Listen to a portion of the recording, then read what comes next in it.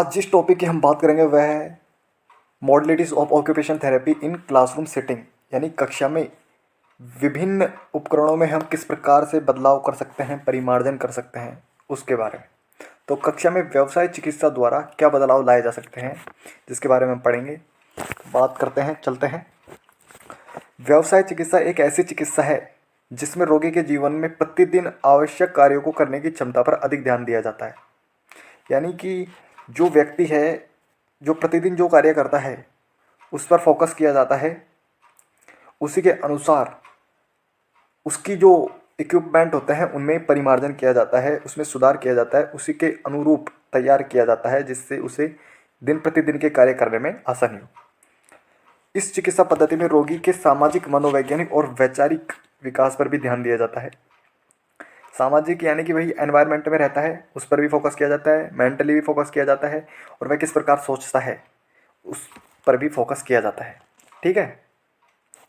इसके अलावा व्यवसाय चिकित्सा के द्वारा कक्षा में बदलाव लाया जा सकता है, बिल्कुल सही बात है। इसके द्वारा बच्चों को शिक्षा ग्रहण करने में आसानी होगी, बिल्कुल। न केवल कक्षा में बल्कि हम बच्चे के सभी क्रियाकलापों, जो बच्चा सुबह से लेकर रात तक करता है, सभी में बदलाव ला सकते हैं। ठीक है। जैसे कि बच्चे की बाहरी अनुकूलन में बदलाव ला सकते हैं। बाहरी अनुकूलन जैसे चलते हैं कि भाई बाहरी अनुकूलन को ध्यान में रखते हुए रोगी की निर्भरता नहीं बल्कि आत्मनिर्भरता को बढ़ावा दिया जाता है। बिल्कुल सही बात है ये वाली, कि भाई रोगी की जो है ना, निर्भरता नहीं बल्कि आत्मनिर्भरता पर अधिक फोकस किया जाता है। ठीक है। यानी कि व्यक्ति को डिपेंड ना रहना पड़े, इक्विपमेंट जो उसके एक्टिविटीज़ जो करता है उसके अनुरूप उसे तैयार किया जाता है। यानी कि मान लीजिए कि कोई लोकोमोटर डिसेबिलिटी है किसी में और वह चल नहीं पाता, तो उसके अनुसार जो इक्विपमेंट होते हैं, जैसे व्हील चेयर मान लीजिए, तो इससे क्या होता है कि दूसरे व्यक्ति के, जैसे किसी को भाई सहारा लेकर भाई चलना नहीं पड़ता है, वह अपने अनुसार अपने कार्य कर लेता है। ठीक है। तो उसी के बारे में बताया गया है। फिर आता है उपचारक के बारे में। उपचारक क्या होते हैं भाई? व्यवसाय जगत में विभिन्न प्रकार के ऐसे उपकरण अथवा मशीन जो बच्चे के किसी भी प्रकार की विकृति आदि में उपचारक का काम करती है। ठीक है। उपचारक के रूप में मिट्टी को बनाने वाली मशीनें विशेष रूप से उपचारक के रूप में काम करती है। इसके अलावा कैलीपर अथवा स्प्लिट को बनाने वाले विभिन्न प्रकार की मशीनें भी उपचारक का काम करती है। कैलीपर और स्प्लिट,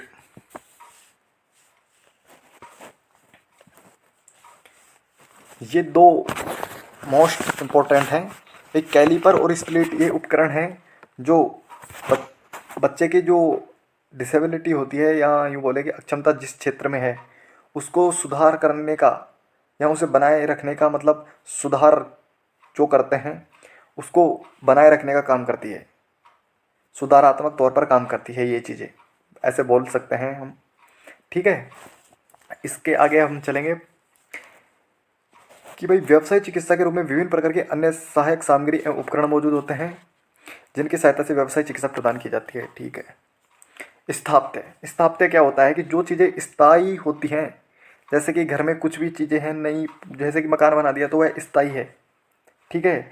और स्थायी चीज़ों में भी बदलाव, मॉडलिटी जो इसमें बताया गया है उसमें भी बदलाव करेंगे। यानी कि स्थायी चीज़ों में घर के सदस्यों को देख करके उसी के अनुरूप तैयार करना, ये स्थापत्य होता है। और स्थापत्य में जो मैंने बताया ये बदलाव होता है। स्थापत्य में बदलाव, स्थापत्य जो घर में स्थायी चीज़ें होती हैं और घर के किसी भी सदस्य के अनुरूप उसमें परिवर्तन करके तैयार करना या करवाना या बनवाना, ये क्या कहलाता है? मॉडलिटीज स्थापत्य की। ठीक है। तो स्थापत्य के बारे में चलते हैं कि भाई विभिन्न प्रकार के भौतिक वातावरण में बदलाव लाना, जैसे सीढ़ियों की ऊंचाई और दरवाजे की चौड़ाई। जैसे नीचे दिया गया भाई सीढ़ियों की ऊंचाई,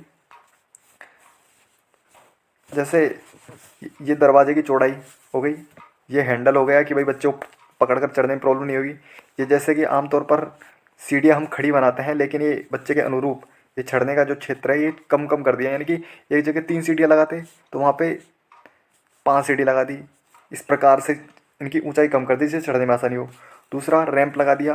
अगर किसी को मतलब और भी ज़्यादा प्रॉब्लम है तो रैंप के सहारे ये हैंडल को पकड़ करके चढ़ सकता है रैंप को। ठीक है।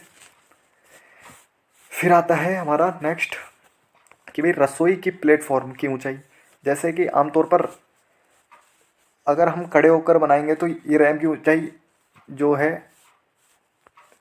ये ऊंची रखी जाती है। लेकिन अगर कोई जैसे किसी डिसेबिलिटी से पीड़ित है, जैसे यहाँ पे दिखाया गया है भाई, यहाँ पे व्हील चेयर का सहारा लिया जा रहा है, तो और ये अपने अनुसार इंडिपेंडेंट होकर काम कर रही है, तो जो ये रैंप है, ये मतलब ये स्लैब, ये ज़्यादा ऊंची नहीं रखी जा सकती। ठीक है, इससे क्या हुआ है कि भाई जो आदमी खाना बनाएगा जो डिसेबिलिटी से अक्षम है, तो उसके लिए यहाँ पे ऊंचाई कम रखी गई है, जिससे वह अपना जीवन आत्मनिर्भर तौर पर कर सकता है। ये भी एक मॉडलिटीज़ हो गई, यानी कि बदलाव या परिमार्जन। ठीक है, चलते हैं आगे। फिर आता है फर्नीचर। फर्नीचर में बदलाव के बारे में पढ़ेंगे भाई। फर्नीचर की भाई, फर्नीचर में जैसे कि कुर्सियों की अतिरिक्त ऊंचाई, ठीक है, बैठने के आसन और किले वांछित तल, अलमारी के सरकते दरवाजे, सहिए की संरक्षक जाली। जैसे यहाँ पे दिखा रखा है भाई कि जैसे बेड दिखा रखा है, जैसे कि किसी को ऊंचा होगा तो सॉरी ऊंचा नहीं, ये दिखा रखा है यहाँ पे साइड में कि भाई साइड यहाँ से कि जैसे कि अगर कोई बच्चा किसी डिसेबिलिटी से पीड़ित है, या मान लीजिए सीपी है, और अगर वह यहाँ से गिर ना पाए इसलिए यहाँ पे ये कुछ बांध दिया ऐसा, या फिर परमानेंट टाइप में भी हम ऐसा कुछ लगा सकते हैं। जैसे हम उसको उसी प्रकार से बना सकते हैं कि मतलब आगे से उसमें परिमार्जन करने की ज़रूरत ना पड़े, पहले से ही एडजस्टमेंट हो परिमार्जन का। ठीक है, जैसे हम बनवा रहे हैं तो उसमें पहले से बनवाते टाइम इस हिसाब से बनवाए कि मतलब उसमें आगे बदलाव करने की ज़रूरत ना पड़े, यानी कि ऑटो मतलब पहले से ही बदलाव हुआ। ठीक है,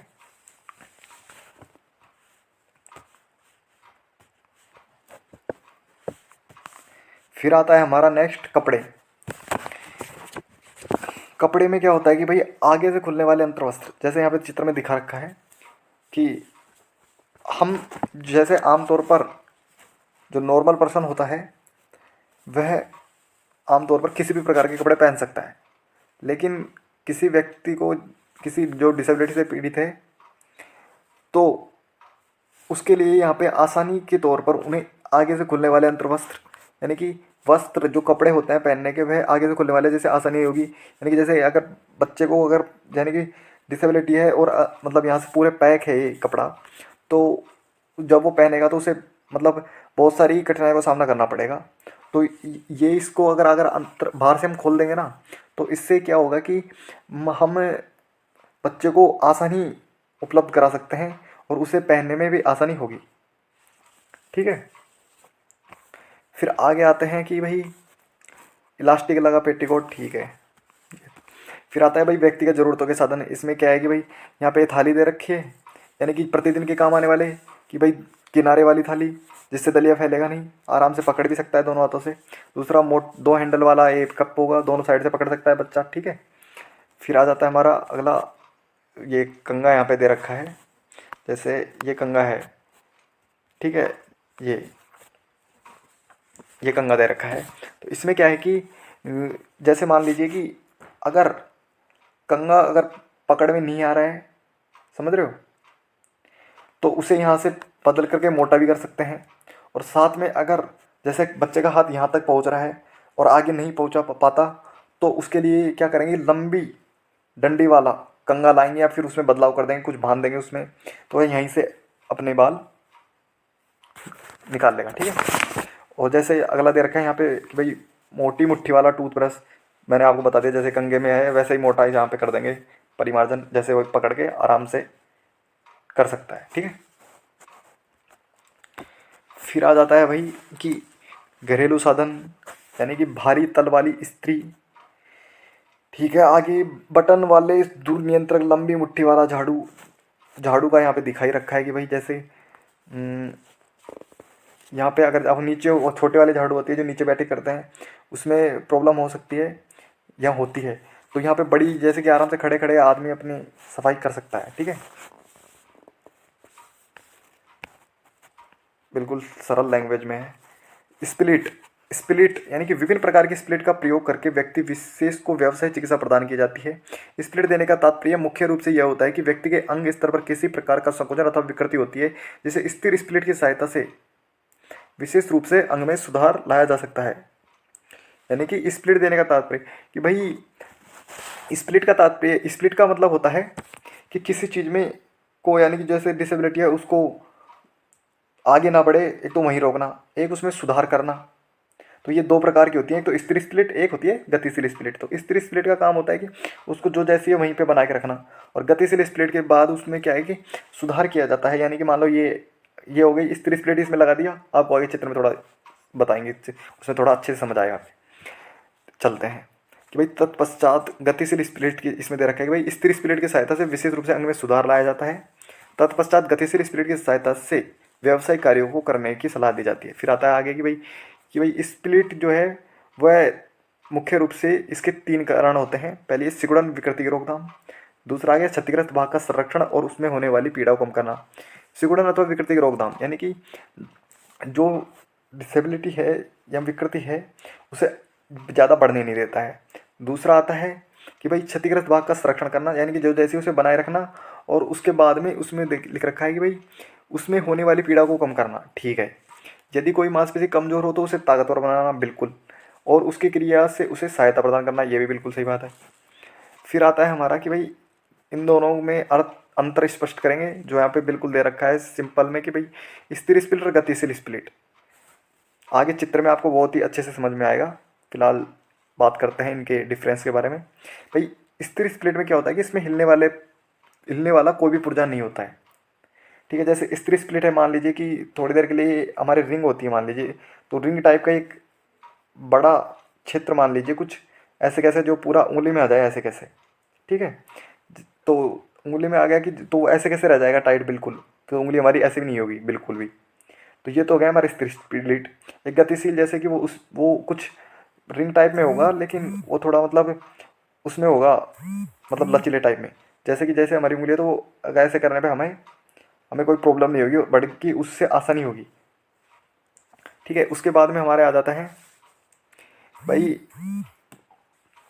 क्षतिग्रस्त भाग को सुरक्षित रखने के लिए तथा पीड़ा को कम करने के लिए प्रयोग किया जाता है, बिल्कुल सही बात है।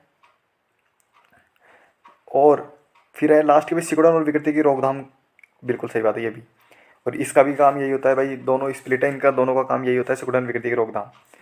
और गतिशील स्प्लिट का मैंने बता दिया आपको कि भाई इससे गति प्रदान की जाती है, इससे लचीलापन दिया जाता है, और इसका भी काम वही होता है कि भाई मांसपेशियों को ताकतवर बनाने का।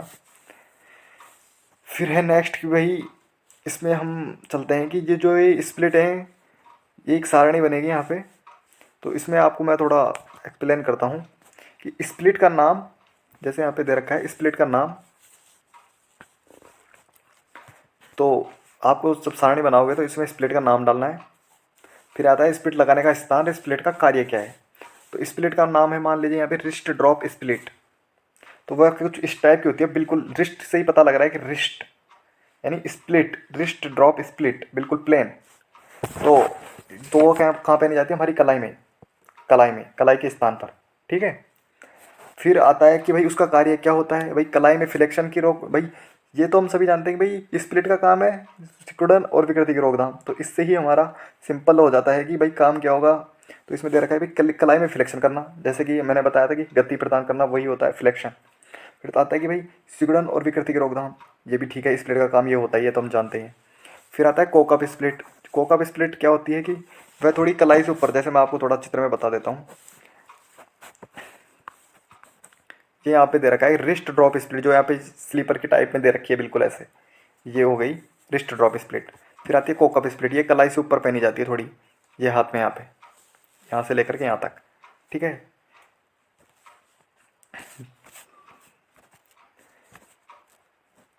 और इसका कार्य होता है अच्छी तरह से पकड़ को मजबूती प्रदान करना। फिर आता है हमारा डोर्सल ब्लॉक स्प्लिट, जिसमें कोई भी उंगली के मध्य भाग में, यानी कि कोई भी उंगली है उसके मध्य भाग में पहनी जाती है, बिल्कुल जैसे यहाँ पे, ये यहाँ पे बीच में। ठीक है, उंगली के तल के जोड़ में फ्लेक्शन करते समय मसल्स जोड़ में होने वाले अनावश्यक एक्सटेंशन की रोकथाम करना। ठीक है। Finger extension split, finger extension split यानी कि भाई इसका काम भी वही होगा, स्प्लिट होगा तो सभी का काम वही होगा, सिकुड़न विकृति रोकथाम। और फिर इसका आ जाता है भाई कौन सी जगह पे पहनी जाती है, जैसे कौन सी जगह पे पहनी जाएगी, तर्जनी वाली उंगली में। तो ये आपकी तर्जनी उंगली होती है, ये है, ये आपकी तर्जनी वाली उंगली हो गई, ये मध्यमिका हो गई बीच वाली, और ये अनामिका हो गई, और ये कौन सी है, इसमें थोड़ा, चलो हमारा जो टॉपिक है कि भाई तर्जनी वाली उंगली होती है हमारी ये वाली, ठीक है। तो तर्जनी भाई इसका काम क्या होता है, भाई उंगली को एक्सटेंशन करने में सहायता करना, गति गति प्रदान करना, यानी लचीलापन देना, उसे मजबूती देना, और उंगली में होने वाले अतिरिक्त फैलाव को कम करना। यानी कि हमारी उंगलियां जैसे कि सूजन आ जाती है या थोड़ी देर के लिए मतलब एक्स्ट्रा फैलाव है उंगली उंगली का, तो उसे भी एक निर्धारित स्थान पे बनाए रखने का काम करती है। फिर आता है नकल बेंडर स्प्लिट, हथेली के दूर वाला हिस्सा और उंगलियों के छोर में एक्सटेंशन किए बिना तल के जोड़ में एक्सटेंशन करने में सहायता करना, ठीक है। और ये भी भाई अतिरिक्त फैलाव को कम करने के लिए, और जो अतिरिक्त फैलाव है उन्हें मतलब एक निर्धारित स्थान पर बनाए रखने का काम करती है। फुट ड्रॉप स्प्लिट से पता लग रहा है कि भाई पैर पैर में पहनी जाती है, इससे सिंपल सा पता लग रहा है हमें। आपको थोड़ा चित्र में ये बताता हूँ, देखो ये हो गई हमारी फुट ड्रॉप स्प्लिट, जो यहाँ से लेकर के यहाँ तक पहनी जाती है, यहाँ से यहाँ तक, ठीक है। और फिर अगली आ जाती है हमारी गेंटर स्प्लिट, तो ये इस प्रकार की होती है, ठीक है। और ये सारे इसी के पार्ट्स हैं। तो आपको अगर जैसे कि एग्ज़ाम की दृष्टि से आप पहले समझ तो लिया आपने, तो अब अगर एग्ज़ाम की दृष्टि से आपको तैयार करने हैं तो आपको मैं थोड़ा बता देता हूँ सिंपल से।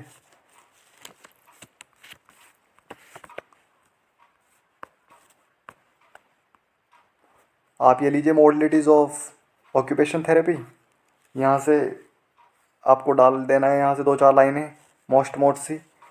1 मिनट रुकिए, आपको मैं इसमें से बताऊँगा, 1 मिनट रुकिए, देख मेरे पास भी है कुछ, आपको अभी 1 मिनट बता देता हूँ।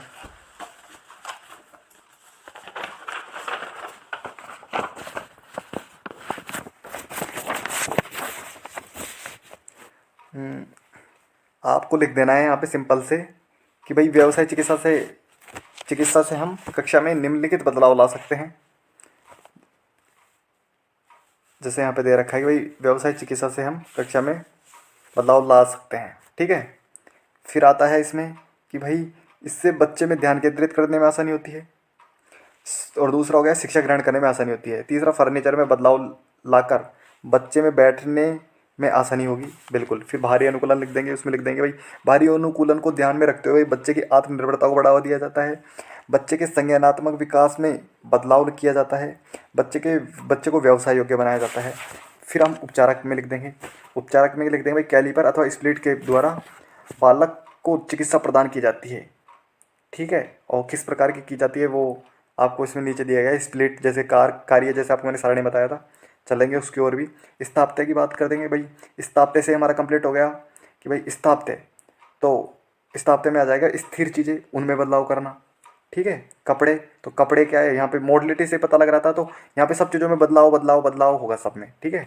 तो उस अनुसार जैसे कि भाई कपड़े आ गए तो कपड़े में बदलाव होगा, तो कपड़े से आपको ऑटोमेटिक पता लग जाएगा क्या क्या होगा, जैसे टी शर्ट, ठीक है।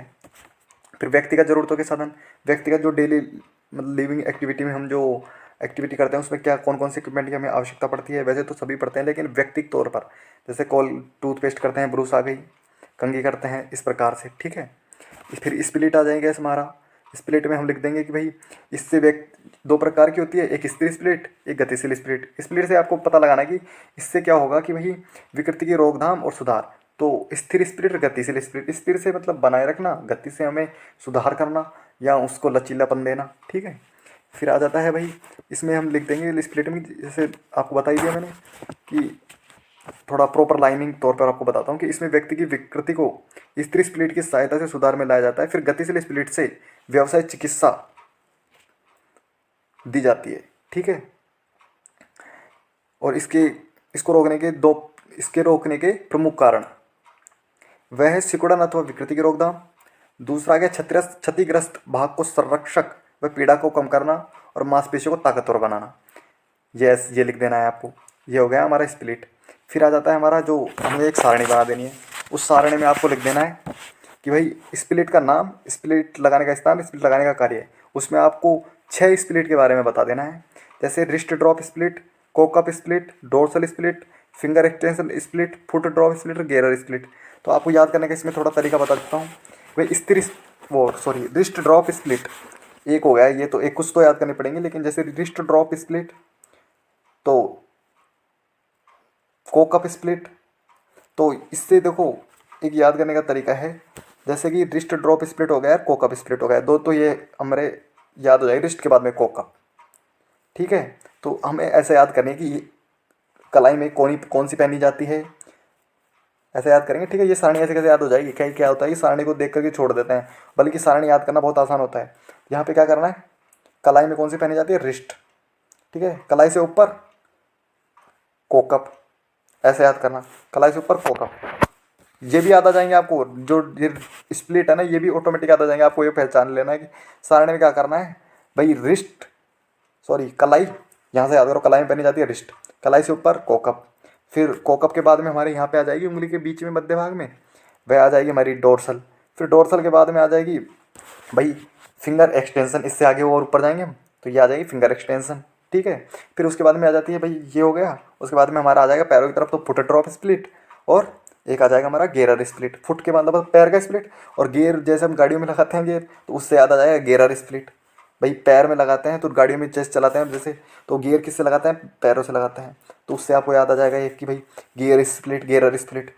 तो जैसे कि ये तो याद आ गई भाई, कलाई में पहनी जाती है, तो सिंपल सी बात है भाई, कलाई में पहनी जाती है तो कलाई की मांसपेशियों को मजबूती प्रदान करना, और उसके साथ में लिख देंगे भाई उसे लचीला बनाना। इस प्रकार से हम लिख देंगे। उंगली में पहनी जाती है, उंगलियों की मजबूती प्रदान करना, उंगली में लचीलापन देना, इस प्रकार से हम लिख सकते हैं। ठीक है, और गेरर स्प्लिट भाई, गेरर घुटनों में पहनी जाती है, जो संतुलन को बनाए रखने का काम करती है।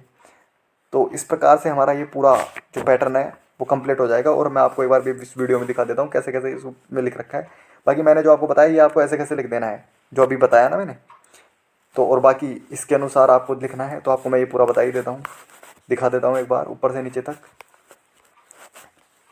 ये देख लीजिए पूरा।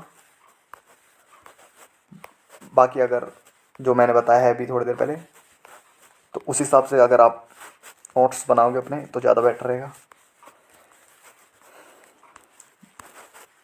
तो ये थी आज की हमारी वीडियो।